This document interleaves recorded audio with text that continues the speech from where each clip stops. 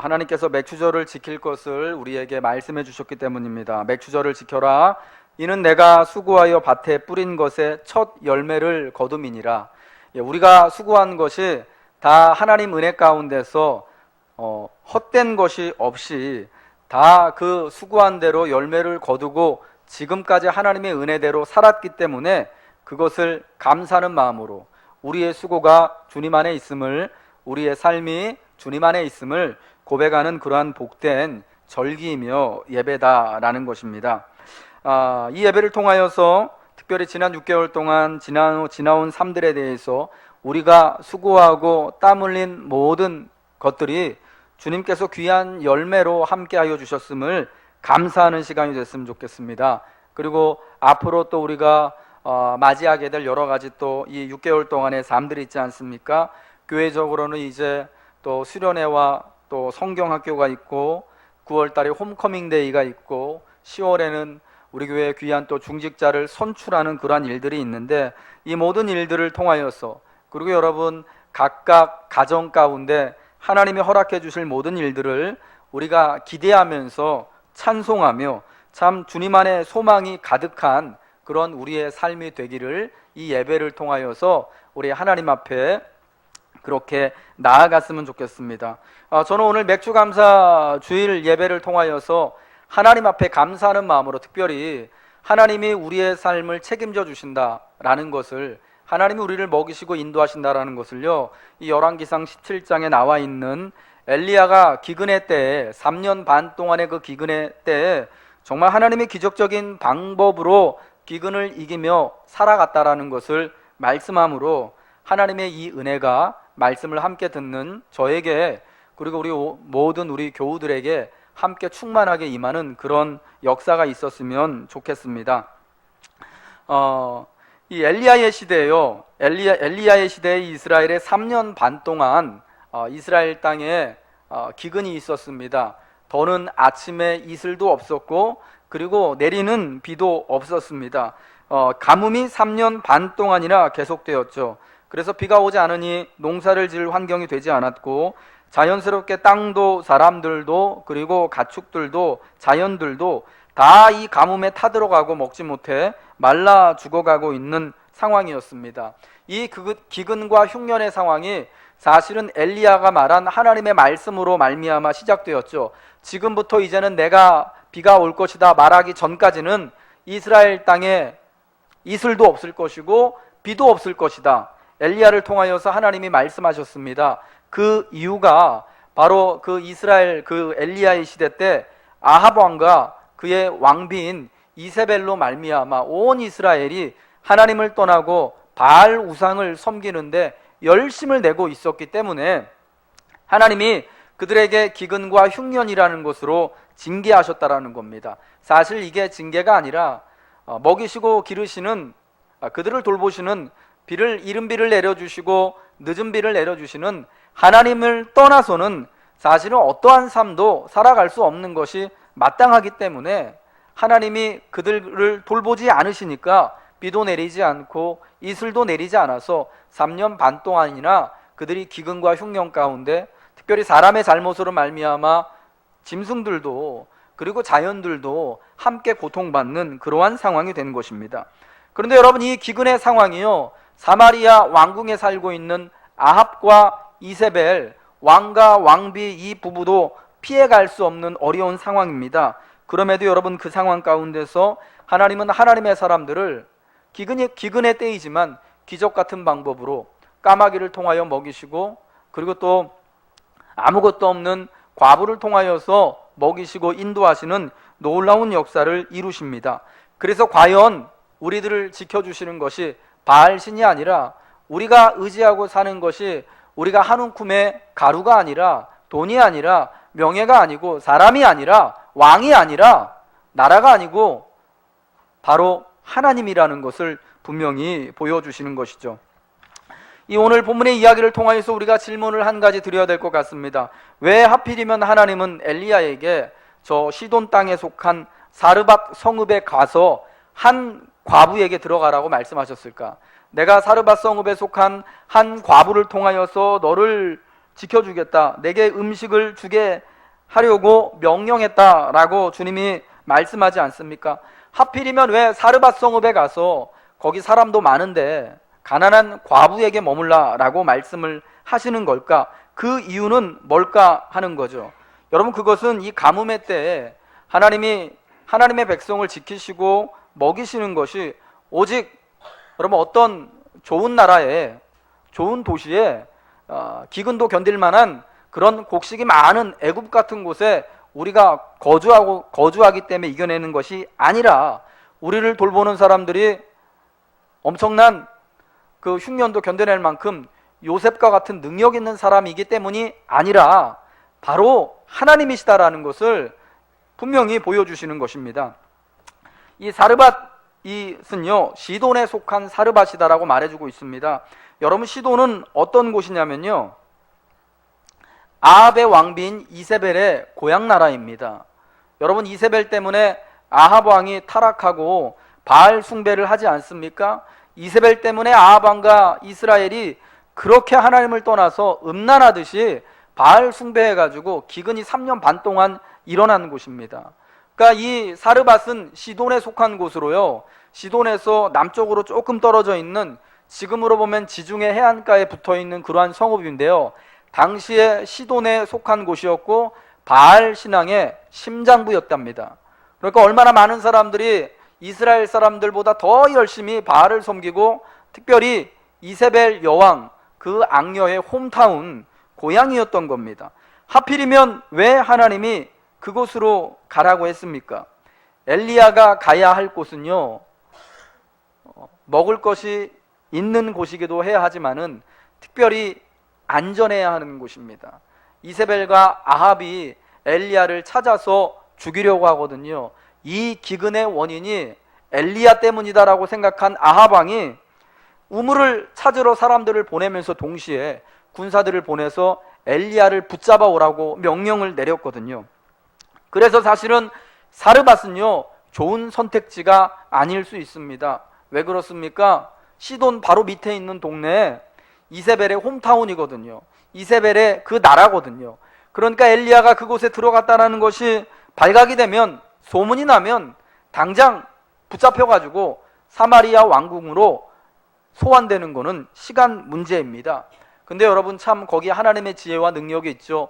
등잔 밑이 어둡다고 아마 이 엘리야가 저 이스라엘 어느 몇쯤이나 아니면 저 남쪽 왕국 유다의 어느 골짜기나 광야에 머물러 있을 것만 같았는데, 여러분, 이 사르밧에 숨어 있을 거라고는, 거기 가서 지낼 거라고는 아무도 상상할 수 없었던 거죠. 여러분, 아마도 그래서 하나님이 엘리야를 바로 그곳에 보내셔서, 야, 바알 신을 잘 믿는 그곳에서, 바알 때문에, 바알이 여러분 특별히 농경의 신이고 특별히 비를 주관하는 신이라고 믿었거든요. 바알이 비를 내려주고 바알이 농사 잘 짓게 해서 너희들 잘 먹고 살게 하는 게 아니라, 바로 하나님이 이렇게 봐라, 엘리야를 먹이시고 엘리야와 함께한 과부와 그의 아들을 먹이신다 라는 것을 분명히 보여주는 거죠. 하필이면 또 그 사르밧 성읍에 있는 과부에게 하나님께서 보내고 머물라고 하신 것은, 여러분, 하나님께서 엘리야뿐만 아니라 이 그 과부와 그의 아들도 기근으로부터 구원하시고 먹이셨음을 강조하는 그런 말씀입니다. 여러분, 이스라엘 땅에 다른 믿는 유대인 과부가, 이스라엘 과부가 없어서 엘리야를 사르밧에 속한 이방인 과부에게 하나님이 보내셨겠습니까? 이 말씀을 누가복음 4장 25절 26절에서 예수님이 이렇게 말씀하십니다. 내가 참으로 너희에게 이르노니 엘리야 시대에 하늘이 3년 6개월간 닫히어 온 땅에 큰 흉년이 들었을 때 이스라엘에 많은 과부가 있었으되 엘리야가 그중 한 사람에게도 보내심을 받지 않고 오직 시돈 땅에 있는 사렙다의 한 과부에게 뿐이었으며, 구원하시는 그 능력과 은혜가 오직 하나님으로 말미암아 일어나게 된다라는 것을 말씀해 주고 있는 거죠. 하나님이 먹이시고 인도하시고 구원하시는 그 은혜는 사실은 이렇듯 종족이나 이런 그런 사회적 신분이나 체면이나 지위나 이런 것들을 초월하여서 하나님이 주시고자 하는 자, 사모하는 마음이 있는 자에게 그러한 은혜를 베푸신다라는 것을 말씀해 주는 거죠. 여러분, 이스라엘의 그녀보다 형편이 더 괜찮은 사람이 없었겠습니까? 겨우 통에 가루 한 움큼, 밀가루 한 움큼이요. 빈대떡 붙이면 한 장 겨우 나올 만한 그거밖에 없는 그 사람이 어떻게 오랜 기근 동안 3년 반 동안 여러분 엘리야와 함께 생활할 수 있겠습니까? 근데 여러분 희한하죠. 그 한 움큼의 가루가 몇 방울 남지 않은 그 기름이요, 그것을 가지고 3년하고 반을 엘리야와 그녀의 아들이 함께 살아갈 수 있는 놀라운 역사를 이루신 것입니다. 여러분, 이것이 온전히 하나님이 우리를 먹이신다라는 것을 분명하게 기적적인 방법으로 보여주시는 거다라고 생각합니다. 오늘 맥주 감사절을 우리가 함께 기념하며 예배하며, 사랑하는 여러분, 우리의 구원과 우리를 기르시고 먹이시고 입히시는 그 은혜가 오직 하나님께 있음을 믿음으로 고백하시길 바랍니다. 우리가 좋은 직장을 가지고 있어서도 아닙니다. 우리가 금수저 물고 태어나서도 아니고요. 우리가 잘 사는 나라에 태어나서 살아가고 있기 때문도 아니죠. 오직 하나님이 우리와 함께 하시기 때문에, 하나님이 저와 여러분을 기뻐하시기 때문에 우리가 이 삶을 은혜롭게 사는 것입니다. 그럼 여러분, 우리가 이 과부와 같이, 엘리야와 같이 하나님의 채워주심을 우리의 인생을 통하여서 누리기 위해서 우리는 어떻게 해야 할까? 저는 두 가지 말씀을 여러분에게 드리고 싶습니다. 먼저 우리는 엘리야와 같이 순종해야 합니다. 우리 한번 따라하겠습니다. 순종해야 합니다. 여러분, 순종하시기 바랍니다. 엘리야가 사르밧에 가는 건요, 요나가 니느웨 가는 것만큼 어려운 일입니다. 니느웨가 그 당시 여러분 요나 시대에 이스라엘을 위협하는 가장 나쁜 적, 원수 아시리아, 아수르란 나라의 수도 아닙니까? 거기 가서 복음 전하라니까 요나가 가기 싫어서 다시스로 도망가는 거 아닙니까? 자기네 원수 나라이기 때문에. 엘리야 시대 때 원수 나라는 어디일까요? 엘리야의 가장 큰 원수는 누구일까요? 누구요? 이세벨. 너무 미울 것 같아요. 그 여자. 그분. 이세벨, 그리고 바알 숭배하는 바로 그 신앙이에요. 근데 여러분, 사르밧이 어디라고요? 이세벨의 홈타운이에요. 그녀의 나라예요. 그리고 바알 신앙의 그 당시 심장부, 제일 바알 꽤나 믿는다고 하는 사람들은 다 모여 있는 곳이 바로 여러분 그곳입니다. 거기 가라 그러니까 선지자가 여러분 선뜻 가고 싶었겠습니까? 근데 여러분, 엘리야가 두말하지 아니하고 하나님의 말씀을 순종하여서 사르밧으로 가는 것입니다. 그리고 거기서 한 과부를 성문에서 만나서 그녀를 통하여서 하나님 말씀하신 대로 자기가 먹을 것이 채워지도록 그렇게 합니다. 모든 것이 이성적으로 판단하고 계산했을 때 이건 내가 해서는 안 되는 일인 것 같아요. 하나님의 선지자로서 사르밧에 가는 것도 웃기는 일이고, 거기서 또 아무것도 없고 뭐 도대체 나를 도와줄 수 있는 자리를 보고 다리를 뻗으라고요. 그죠? 보니까 뭐 전혀 행색을 보니까 도와줄 법한 사람이 아닌 것 같아요. 10절 말씀에요, 사르밧 성읍에서 엘리야가 이 과부 그녀를 처음 만났을 때 그 장면이 여러분 이러잖아요. 그가 일어나 사르밧으로 가서 성문에 이를 때 한 과부가 그곳에서 나뭇가지를 줍는지라. 나뭇가지를 줍고 있는 과부를 보았습니다. 첫눈에 과부인 줄 알았어요. 옛날에 무슨 과부 무슨 그 하고 있는 뭐 그런 복장이 있어서 그런 게 아니라 엘리야가 과부를 알아본 거죠. 그녀가 바로 하나님이 택하신 사람이라는 걸 알았죠. 근데 여러분, 솔직히 실망스럽지 않았겠습니까? 나뭇가지를 줍고 있는 행색이 너무나 초라했어요. 이것만 봐도 여러분, 이 여인이 그렇게 넉넉한 사람이 아니라는 것을 알 수 있죠. 요즘엔 여러분, 과부들이 뭐 옛날에도 그랬겠지만 남편이 없다고 힘든 거 아니죠. 오히려 남편의 유산 가지고 잘 사는 사람들도 많이 있어요. 오히려 혼자 사시는 분이, 남편 없이 사시는 분이 훨씬 잘 사는 경우들도 있습니다. 근데 여러분, 성경에 나오는 과부들은요, 남편이 없는 분들은 다 형편이 어려운 분들이에요. 힘든 사람들이에요. 게다가 자식까지 있어요. 나뭇가지를 줍고 있는 그 모양이 그냥 척 한눈에 봐도 야, 저 사람한테는 도대체 먹을 게 나올 게 없는 사람, 아무런 기대가 없는 사람처럼 보입니다. 근데 엘리야가요, 그녀를 보고 어떻게 말합니까? 목이 마른데 물 한 그릇만 가져다 주실 수 있소? 그러니까 물을 가지러 갑니다. 근데 뒤에다 대고요, 진짜 눈치 없이요, 선지자가 기왕이면 먹을 것도 좀 가져다 주시오. 뭐가 있어야 갖다 주지요. 그러니까 이 여자가 뭐라 그럽니까?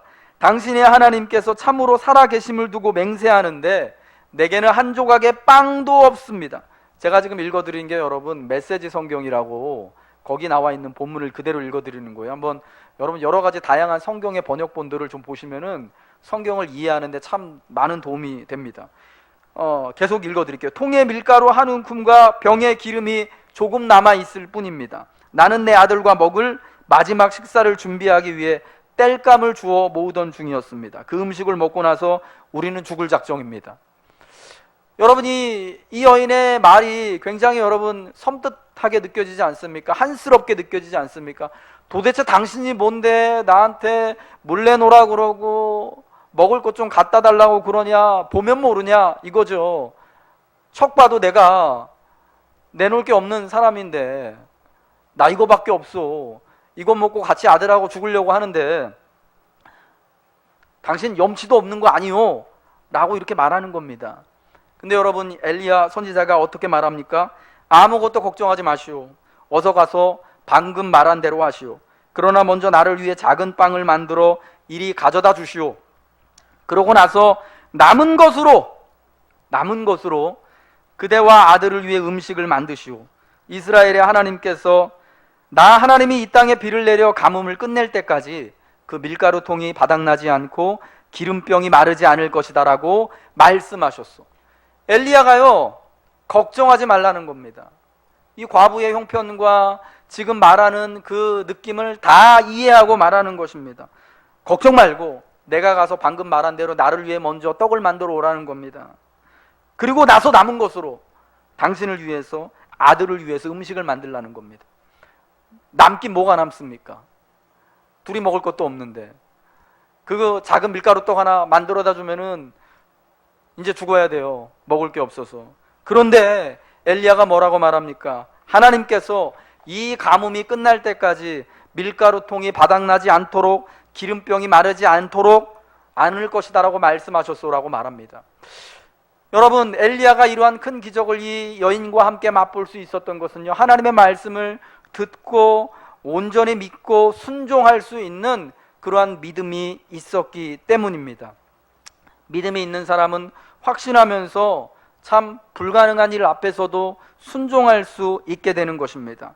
기근이 심하고 먹을 것이라고는 지금 그 한 움큼의 가루밖에 없는데 그거밖에 없다고 하더라도 하나님께서 채워주시고 남은 것으로 계속해서 먹고 남을 것이다 라고 고백하는 것입니다. 여러분 우리에게 이러한 순종과 하나님의 말씀을 듣고 따라가는 확신이 있을 때 이러한 정말 놀라운 기적의 순간을 우리가 맞이하게 됨을 믿으시기 바랍니다. 두 번째로요, 우리는 사르밧 과부와 같이 헌신해야 합니다. 따라하겠습니다. 헌신해야 합니다. 여러분 밀가루 한 움큼 그리고 통에 남아있는 기름 몇 방울이면 충분했습니다. 그것이 세 사람이 3년하고 반을 살아갈 수 있도록 하는 하나님의 기적적인 재료가 된 것입니다. 여러분 이 기적이 어떻게 일어났습니까? 선지자의 말을 듣고 그녀가 결단하여서 그 작은 떡을 만들어서 자기 아들을 주는 게 아니라 자기가 먹을 게 아니라 선지자를 위하여 먼저 갖다 줄 때 그 일이 일어났던 것입니다. 만약에 이 사람이 참 눈치도 없는 사람이네 하면서 화를 내고 말을 따르지 않았다면, 드리지 않았다면, 여러분 헌신하지 않았다면, 그 결단이 없었다면 이 사르밧 과부와 그녀의 아들은 어떻게 됐을까요? 그 조그만 밀가루 떡 하나 나눠 먹은 다음에 바로 기근에 굶어 죽었을 것입니다. 이 과부에게 제일 중요한 것 무엇입니까? 지금 참 그게 슬픈 거예요. 얼마 안 되는 그 밀가루 한 움큼, 그리고 통에 남은 기름 그거 몇 방울입니다. 지금 자신에게는 생명과도 같은 것입니다. 자기와 자기 아들의 생명을 아주 조금 연장해 줄 수 있는, 그런데 자기가 가진 모든 것 귀한 것입니다. 근데 여러분, 동시에 그거는요 또 아무것도 아닌 거예요. 그거 만들어 먹고 얼마간 진짜 배부르지도 않게 그거 조금 먹은 다음에 그 다음에 또 먹을 것이 없어서 죽을 수밖에 없는 그런 겁니다. 여러분, 다시 말씀드리자면은 그 밀가루 한 움큼은요 그녀에게 모든 거지만 그녀와 그녀의 아들의 생명을 구원해 줄 수 있을 만큼의 능력이 없는 거라는 거죠. 한 움큼의 밀가루가 흉년을 견디게 하는 게 아니죠. 몇 방울 안 남은 그 기름이 그녀의 인생을 기름지게 하는 게 아닙니다. 오직 하나님만이 하나님 앞에 믿음의 결단을 하고 헌신하며 순종하며 따라갈 때 그 흉년을 견디게 하는 놀라운 역사가 하나님으로 말미암아 일어나게 되는 것이죠. 여러분, 우리가 사실은 다 이 과부와 같은 형편 아닙니까? 여러분, 얼마나 많은 것들을 가지고 계십니까? 우리도 인생을 살면서 솔직히요, 이 밀가루 한 움큼하고 기름 몇 방울 가지고 사는 거예요. 다달이 여러분 직장을 통하여서, 사업을 통하여서 월급이, 소득이 한 달이라도 두 달이라도 들어오지 않는다면은 우리의 삶이 여러분 어떻게 되겠습니까? 은퇴하신 분들 갑자기 연금 혜택이 딱 끊어진다고 생각한다면 어떻게 사시겠습니까? 우리 교회가요 약 한 달 정도라도, 한 달이 뭡니까? 한 두 주라도 여러분 헌금이 안 들어온다면은 교회가 운영이 되겠습니까? 여러분, 다 우리 이 한 움큼 가지고 사는 거예요. 요거 한 움큼 가지고요 전세금 대출 받은 거 이자 갚아 나가고, 요거 한 움큼 가지고요 저기 미사 주고 아파트 분양받은 거 이자 내고, 요거 한 움큼 가지고 애들 공부시키고, 요거 한 움큼에서 또 떼내가지고 나중에 시집 보내고 장가 보내고, 그거 한 움큼 가지고 나중에 노후 준비하고 사는 게 여러분 우리 인생이잖아요. 이 과부나 우리나 여러분 다를 게 하나도 없지 않습니까? 근데 요 한 움큼이요 나한텐 정말 중요한 것처럼 보이지만 그거 먹고 나면은 다면 없는 거예요. 이제는 먹고 나서 조그만 떡 하나 만들어 먹고 나서 나와 내 아들이 이제 죽을 겁니다, 죽기로 작정되어 있습니다 라고 말할 만큼의 여러분 그런 거를 우리는 알아야 돼요. 혹시나 요거 한 움큼 밀가루 없을까봐, 요거 혹시나 기름 몇 방울 내가 다 떨어지면 안 되니까 움켜쥐고 살아가려고 해도요 그거 한 달 지나면은, 두 달 지나면은요 없는 거예요. 그걸로 우리의 평생의 인생을요 살아갈 수가 없는 것이죠. 그럼 여러분 어떻게 하시겠습니까? 우리 주님이 우리의 인생을 책임져 주셔야지. 그 한 움큼밖에 없는 가루가, 그 통의 가루가 떨어지지 않도록, 몇 방울 남지 않은 그 기름이 다 달지 않도록 우리 주님이 우리의 인생을 계속해서 책임져 주시고 공급해 주실 때 우리가 살아갈 수 있는 것 아니겠습니까? 그럼 여러분, 이거 그 가루 한 움큼 참 있어도 그만, 어떻게 보면은 없어도 그만입니다. 중요하지 않다라는 말씀, 정말 값지지 않다라는 그런 말씀이 아닙니다. 그런데 그거 어떻게 보면 있어도 그만 없어도 그만인 이것을요 내 생명과도 사실은 뭐 얼만큼 더 연장할 수도 없는 그것을 우리가 한번 결단하면서 하나님께 드릴 수 있는 여러분 그런 믿음이 있어야 한다라는 거죠. 마태복음 6장 33절에요 그런즉 너희는 먼저 그의 나라와 그의 의를 구하라. 그리하면 이 모든 것을 너희에게 더하시리라. 먼저 주님의 나라와 의를 구하는 게 먼저고, 그 다음에 이 모든 것들, 그 통에 가루가 떨어지지 아니하고 그 병에 밀가루 기름이 떨어지지 않도록 하는 역사가 그 다음에 있게 된다라는 거죠. 사랑하는 여러분, 우리가 매일 매순간을 하나님의 돌보심 안에서 살아가시길 여러분 소원하는 줄로 믿습니다.